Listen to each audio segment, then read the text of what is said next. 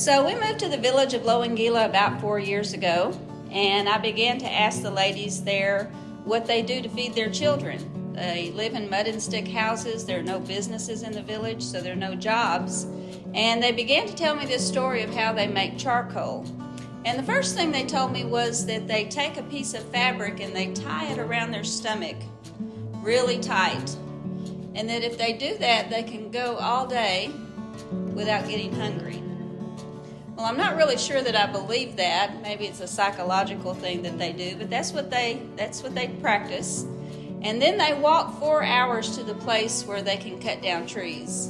And when they get there, they cut down trees with a machete. They don't have axes or hatchets. And they cut down trees for about 4 hours.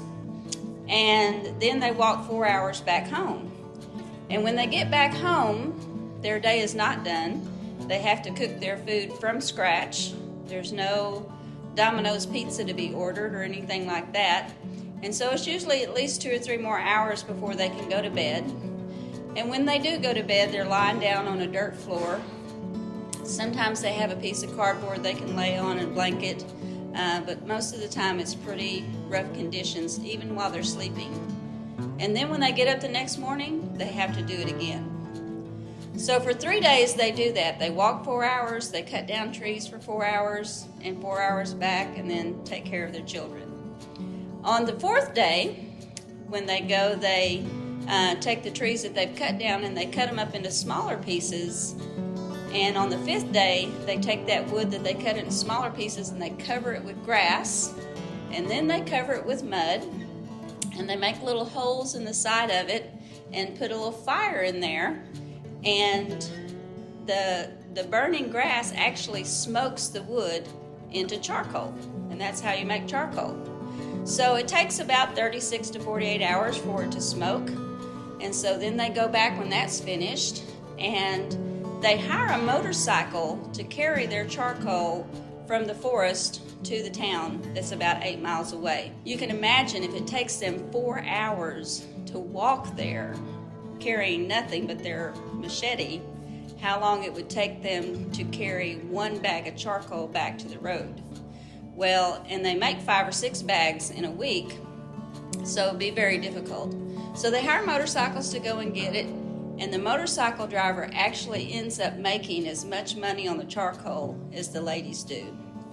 And so for a week of back-breaking work, they only make about $20. One day in the village, I was outside my house, and it was afternoon, and I heard a big commotion going on at the lady's house that was near to us. The ladies had been out to make charcoal, and the place where they're cutting the trees down is actually on the game preserve. And they got caught by the forest rangers, and the forest rangers were chasing them. Well, the forest rangers carry AK-47s, so they were being chased by men with AK-47s. And they were running, trying to get away. One lady broke her toe, another lady dropped her machete and lost it, and they were just talking about it, their escape when they got back. So Pauline went home, and the next day she came by to visit me again, as she often does. And as we were talking, when we got through, she said, "I'm going to go check on my charcoal." And I said, "Now wait a minute. Yesterday they chased you with AK-47s, and today you're going to go back and check on your charcoal?" And she said to me, "What other choice do I have?" Well, the other choice they have is for their children to go hungry. And we mothers know that that's not a very good choice for us. So they risk their life to go to the forest and cut down the trees so that their children will have food to eat. And it was then that God gave me this burden to give them another choice. And that's how the Beading Project started. It's very much a thing that God gave to me to help these women. And if you go out and buy jewelry in the foyer of the church, or if you buy it online, 100% of what you buy goes back to those women.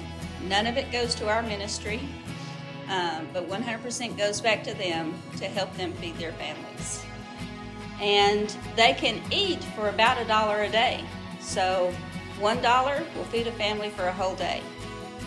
So I hope that you will pray for them, and I hope that you will go and buy some jewelry so that they can feed their families. Thank you.